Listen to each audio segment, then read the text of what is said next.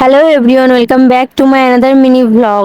তো আজ সকাল সকাল ঘুম থেকে উঠে পড়েছিলাম আর তারপরে এক গ্লাস হরলিক্স খেয়ে নিয়েছিলাম, দিয়ে সুইটির গাটা আছড়ে নিচ্ছিলাম কারণ ওকে নিয়ে আজকে বেরোনোর আছে আর খুব লোম ঝরছে, এখন বর্ষাকাল তো তাই।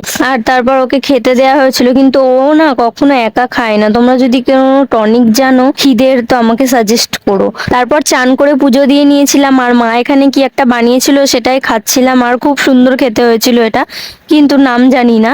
তারপর সুইটিকে নিয়ে বেরিয়ে পড়েছিলাম আর দিদি ওকে এখানে টাটা দিতে এসেছিল আর ও কোনো পাত্তাই দিচ্ছিল না, দেখো এক্সাইটমেন্টে পুরো পাগল হয়ে গেছিল। তারপরে আমরা বেরিয়ে পড়ি, মগরা পশু হসপিটালে গিয়েছিলাম সুইটিকে নিয়ে। সুইটির একটু প্রবলেম হচ্ছে তাই জন্য। তো সেখানে গিয়ে কোনো কাজ হয় না, আমাদের বলা হয় অন্য জায়গায় যাওয়ার কথা। তো তারপর বাড়ি চলে আসি, বাড়িতে এসে দুপুরের লাঞ্চটা করে নিই। আর লাঞ্চে ছিল লতি আর মাছের ঝোল। তারপর বিকেলবেলা একটু বেরিয়েছিলাম, তারপর আর কোনো ক্লিপ নেওয়া হয়নি।